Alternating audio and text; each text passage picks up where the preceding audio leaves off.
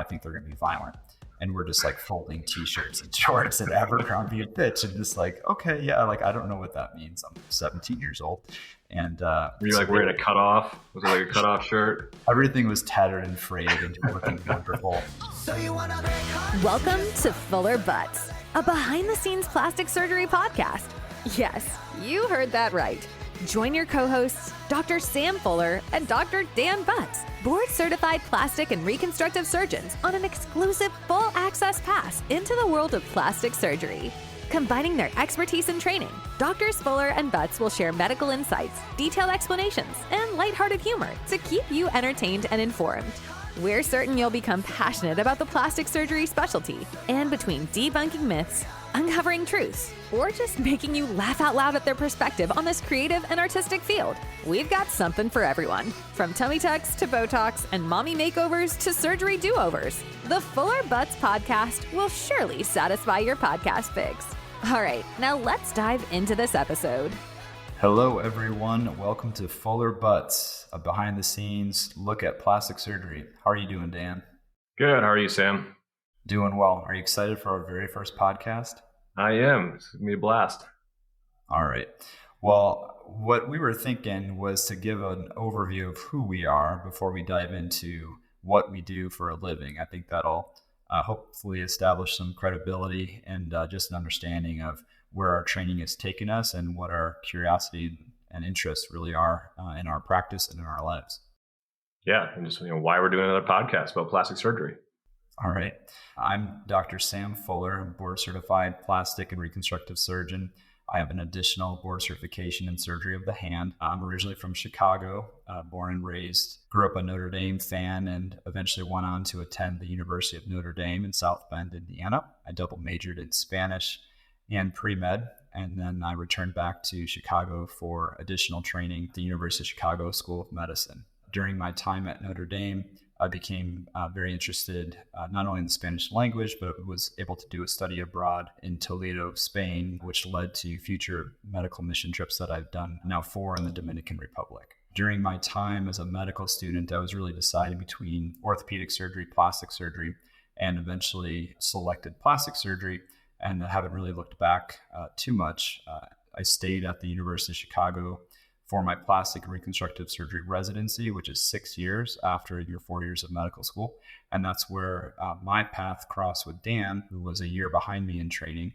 And we really helped each other out and sometimes disguised ourselves as each other to make us seem twice as responsible and as hardworking, since we do bear some resemblance, which became a running joke. And another joke that came up during residency was our last name. So the podcast title is not just a clever title, it's actually our last name's Fuller Butz. And we had our chief, our other residents insisting that we open a practice together that's just called Fuller Butz. And while we didn't end up doing that, here we are years later with the podcast bearing that name, which is both funny and appropriate. During my plastic surgery residency, I fell in love with a few different fields within plastic surgery. Ended up spending an additional year in Baltimore, Maryland, and an orthopedic upper extremity fellowship at the Curtis National Hand Center, which was amazing. Worked with tremendous physicians and staff, and then was recruited back to South Bend, where I work now. It's been 8 years.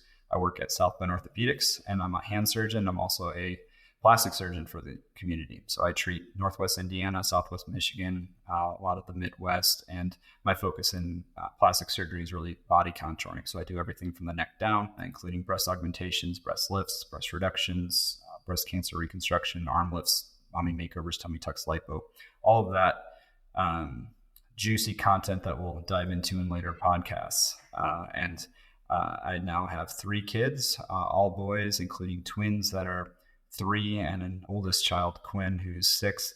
And they really fill up the rest of my days with endless and bounds of energy and activity. And I have a very supportive wife, Christina, who's both an artist and an art therapist, who helps me work on other parts of my brain when the scientific side's had a break. So that's just the quick and dirty of Cliff my Notes. background. Yeah, the Cliff Notes. Dan, why don't you tell us about your path and you? Yeah, so I grew up in De Pere, Wisconsin, just outside of Green Bay. Lifelong Packer fan, always beating the Bears, which is great. one of the first times we hung out in Chicago. I think it was the Packers winning the Super Bowl. A memorable one. Thank you for bringing that up. Yep. I'll always bring that one up. Then I went to a small D3 school outside of Madison, Edgewood College, played soccer there for 4 years, studied biology, and then went to Medical College of Wisconsin in Milwaukee, where initially I was interested in more medicine, kind of immunology sciences, but then really started getting into surgery and realized I liked working with my hands more. And then happened to work with some hand and burn surgeons and kind of learned more about plastic surgery. That's really what got me interested in the field of plastic surgery, which then led me to University of Chicago for my 6-year residency, and where Sam and I started shadowing for each other and acting like doubles sometimes. And over that 6-year period, really kind of was interested in all the fields at one point or another, hand surgery, microsurgery, and then kind of got more interested in aesthetics towards the end of it, and ended up doing a fellowship in San Francisco, actually focusing on facial aesthetics. But we always knew we'd come back to Milwaukee. We have a lot of family and friends here, and my practice just got really busy doing breast and body aesthetics and did a lot of reconstruction early on as well. So I joined Quintess Aesthetic Centers after my first year here, and really just kind of slowly becoming more hyper focused on breast and body aesthetics. I have two.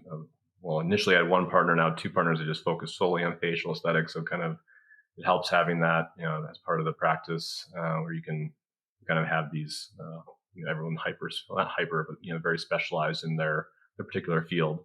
And then I also have 3 kids. They're 10. 9, 8, and 7 right now, 2 boys and a girl.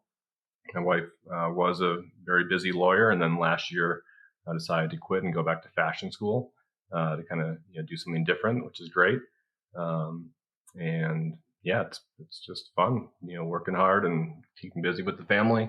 And Sam and I always are chatting after work, and then kind of just spiraled out of that. It's like, why don't we share some of these discussions and some of the exciting stuff we see and talk about, and the experiences that we have and our patients have, to answer some of these questions that we run into on a regular basis.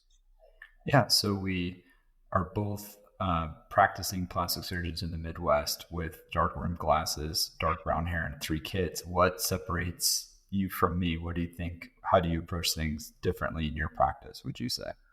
Like you were saying, you're kind of you do a little bit of everything still. I've kind of more focused down my practice into just the breast and body cosmetic side of things. You still do Mohs reconstruction after skin cancer. Obviously, hand surgery is a huge part of your practice. So getting to use kind of more of those all those skills we learned, the problem solving stuff, which I still use, but probably in a little different way. But I don't know. What do you think?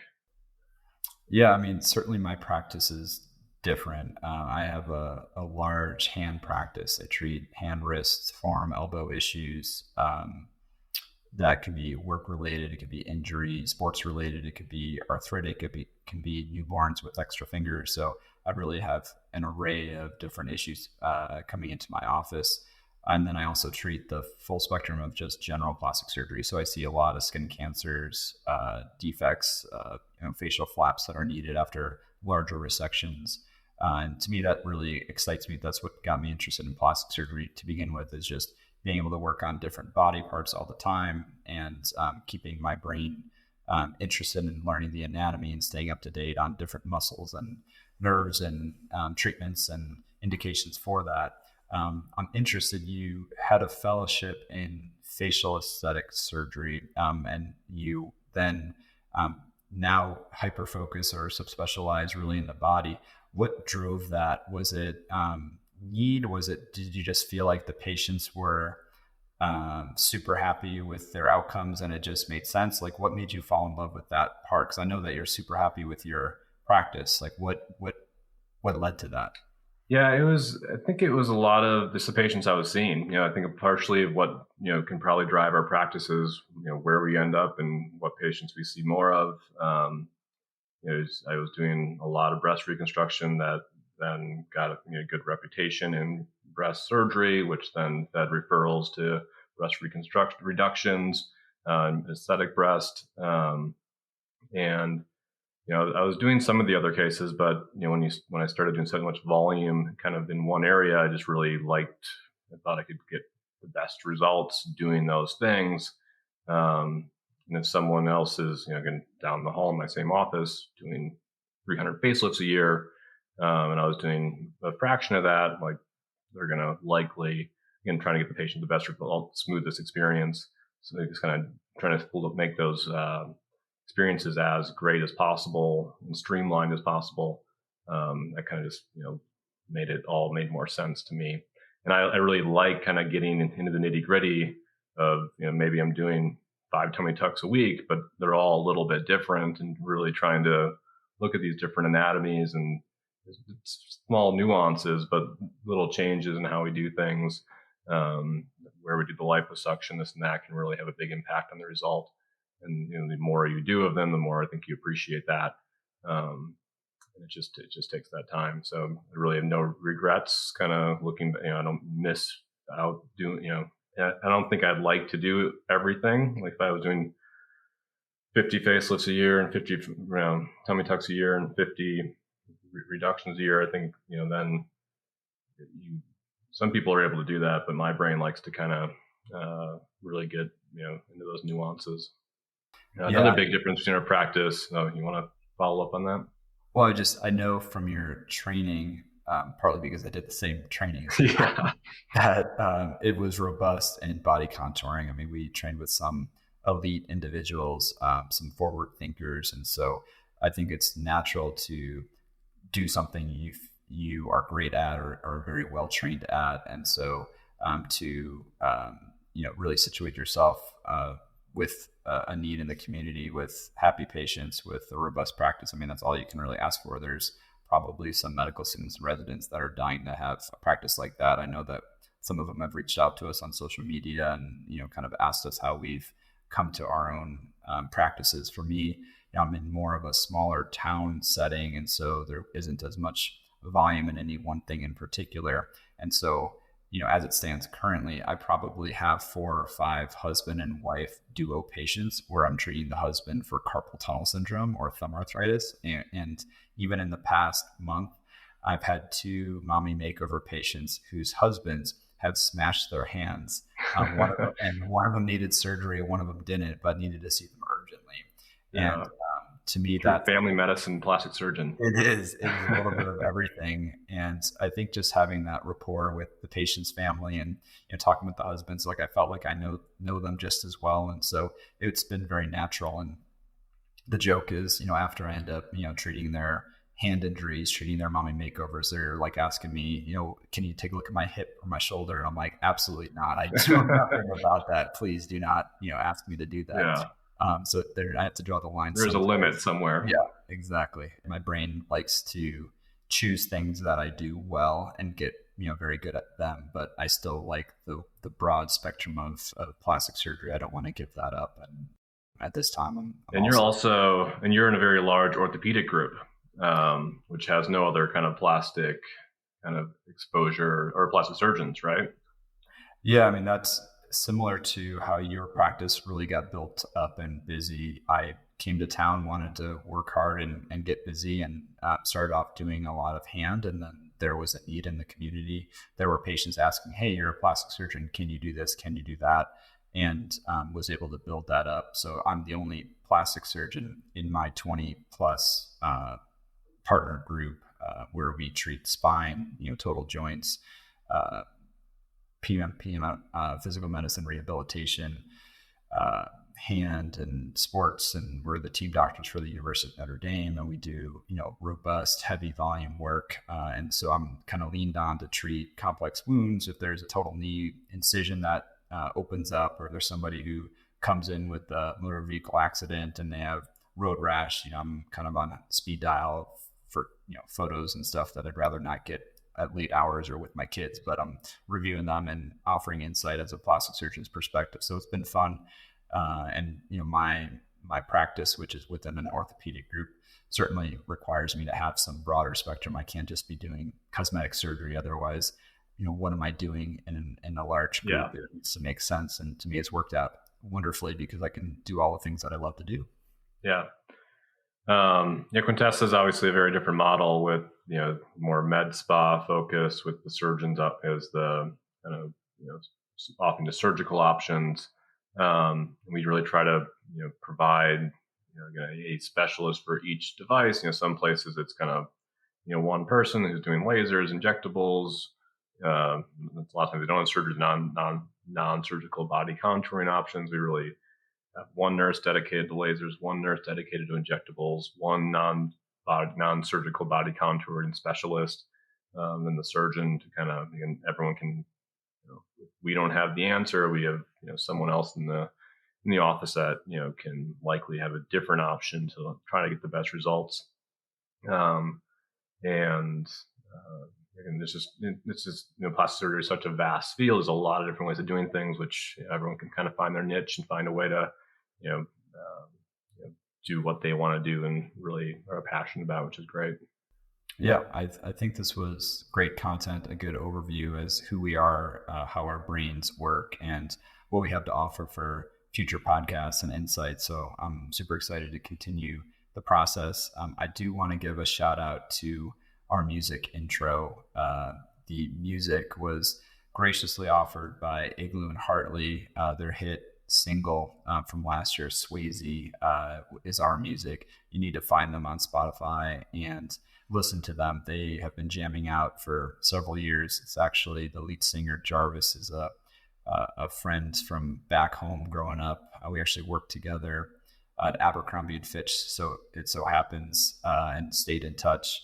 And he actually was in the top 5 in the UK at Billboard several years ago with a hit single in the city. But their music just makes you balance, puts you in a good mood. It's got awesome combination of synth, of punk, pop, emo, of rap, of just good beats, great listening. So I'm super excited to have them as our music, which we'll be playing in and continue to give them shout outs. So certainly go and check them out. Was that the Abercrombie store? You had that crazy story? Yeah. Did you tell me about that one time? Yeah. So it's, the story goes. Is he there for that? Yeah. Oh yeah.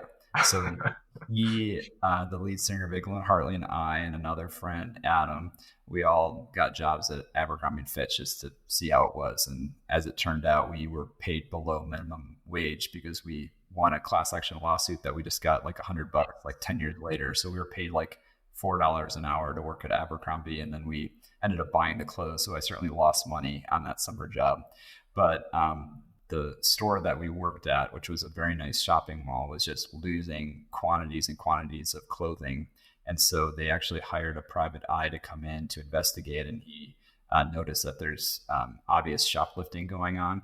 And so on our shift, he caught somebody that he was very suspicious of, and he came over to me and Jarvis and Adam. He's like, "Hey, you guys got to help me out. I think they're going to be violent."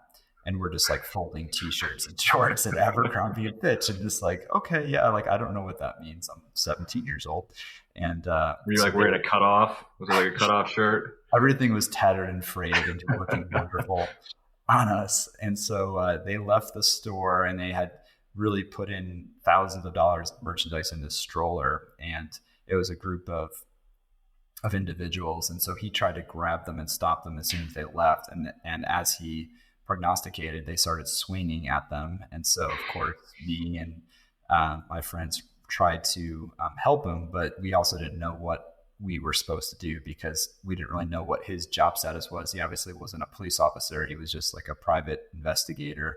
And so he was informing us of our rights. Like, you can't apprehend them, just basically slow them down and let's let the authorities get here. And so we're basically just shadow boxing as they're like trying to swing and punch at us and kick us, and we're just dodging, which creates a whole scene in this like very nice outdoor large mall in the Northwest Chicago area.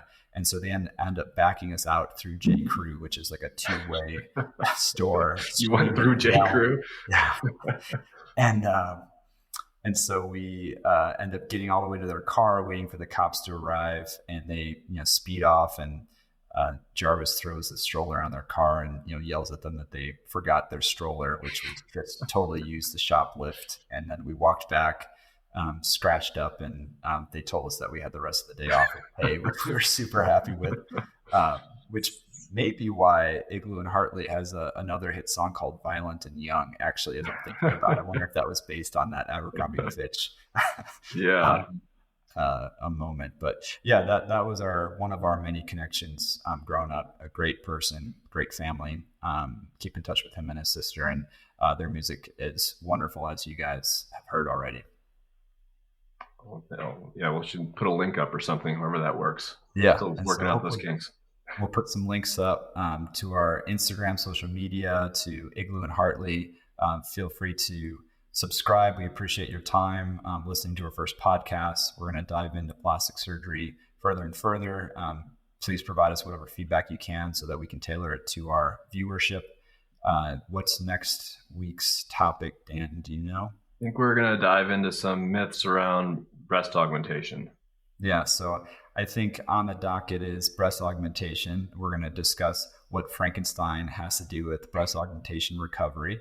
Or we're going to talk about what is an internal bra and what expiration dates. Expiration dates, real, fact, myth, what's going on. Yeah. Can you drink alcohol if you have an implant? Someone asked me that. They thought they could never drink alcohol with their breast implant. There's some frequently asked questions that we will answer and more. Check us out next week to debunk some myths about breast augmentation. And thank you guys for listening. Awesome. Have a good night. Thanks so much for tuning into this week's episode of Fuller Butz, a behind-the-scenes plastic surgery podcast. Doctors Fuller and Butz are so appreciative of your time and attention. We invite you to subscribe, share, and continue to enjoy our plastic surgery perspective. Feel free to reach out on Instagram at either @FullerSurgeryMD or @DanielButzMD. That's Butz with a Z for comments, suggestions, and support. Remember, be artsy, stay scientific, and make life fun. We hope you'll join us again on the next episode of Fuller Butz.